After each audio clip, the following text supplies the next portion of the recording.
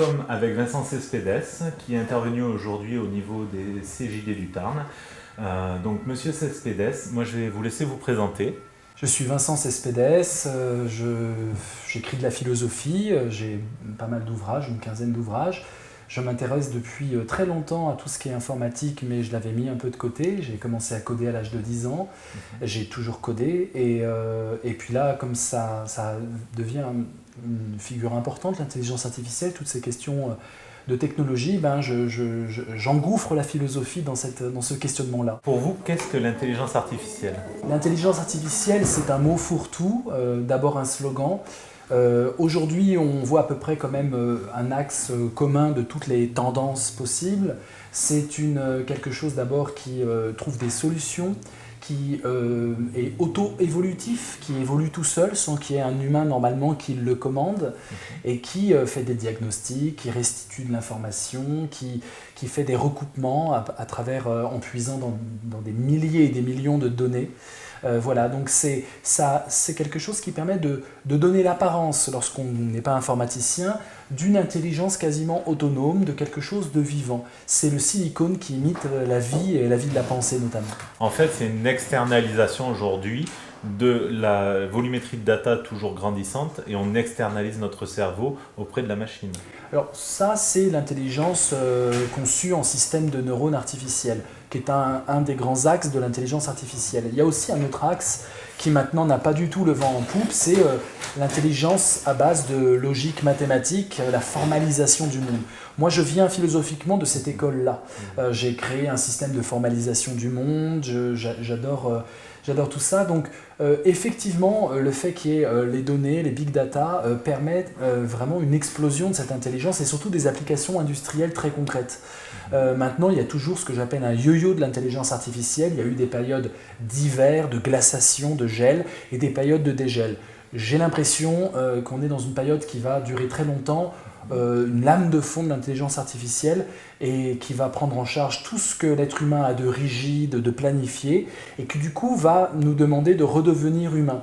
Le problème de l'intelligence artificielle, c'est qu'on doit devenir encore plus humain pour ne pas nous robotiser. Jusqu'ici, l'entreprise a robotisé l'être humain. On a tous été robotisés en suivant des patterns, des logiques, en se conformant. Cette extension du domaine de l'intelligence artificielle dans l'entreprise va nous obliger à retrouver notre humanité, c'est-à-dire ce que j'appelle le mélos, le mot grec pour dire la musique, l'improvisation. Il va falloir qu'on retrouve cette capacité humaine de l'émotion, cette capacité du doute, cette capacité de la culture et de la poésie. Ça paraît des mots d'un illuminé, mais tous les grands intellectuels ont diagnostiqué que ce qui peut tuer l'Occident à l'ère de l'intelligence artificielle, c'est l'absence de culture, de poésie et d'humanité. Alors nous étions présents au GREP il y a quelque temps pour une conférence qui était l'être humain face au défi des technosciences. On a pu voir que l'intelligence artificielle était là aussi au cœur des débats, et on a commencé ces conférences d'un point de vue philosophique le samedi, où l'introduction disait l'être humain n'existe plus. Aujourd'hui, on arrive au monde des chimères. Aujourd'hui, on voit des sociétés comme Google, des géants qui veulent connecter notre cerveau à la connaissance universelle, qui vont se servir de cette intelligence artificielle pour manager nos vies. Aujourd'hui, pensez-vous sincèrement qu'on va réussir à canaliser et à mettre de l'éthique dans tout ce qui est fait au niveau de l'intelligence artificielle? La question de l'éthique dans l'intelligence artificielle, c'est vraiment une question de la vie privée.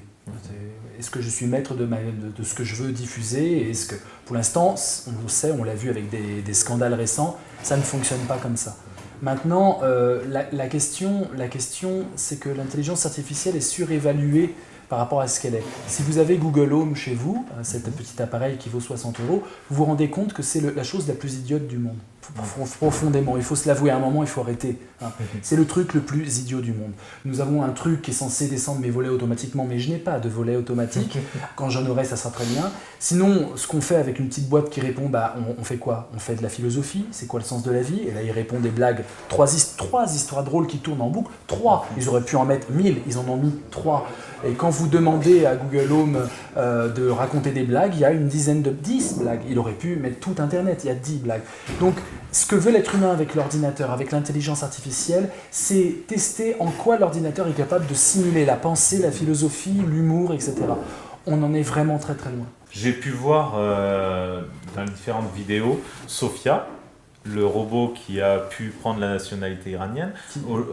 Aujourd'hui, Sophia, on estime qu'elle est un système neuronal à 1 million à peu près de connexions neuronales, ce qui la différencie d'un cerveau humain. Vous pensez vraiment que c'est le nombre de connexions qui la différencie aujourd'hui de l'être humain? Non, c'est tout le sens d'ailleurs de mon intervention en philosophie sur l'intelligence artificielle, c'est que la quantité ne donnera pas la qualité, mais on nous fera croire ça. On nous fera croire que beaucoup de données donnent une analyse intelligente. En fait, pas du tout.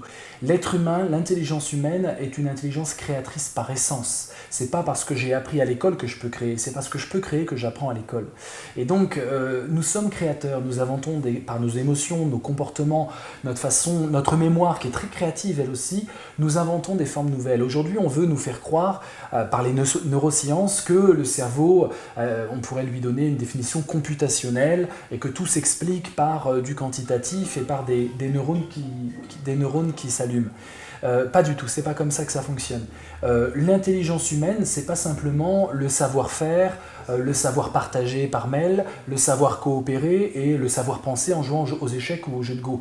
L'intelligence humaine, c'est le savoir-vivre et l'ordinateur va être très très loin de pouvoir arriver à des règles de savoir-vivre. C'est le savoir-être, c'est le savoir créer, c'est le savoir choisir, mais vraiment choisir humainement. Et puis c'est le savoir apprendre, apprendre à apprendre.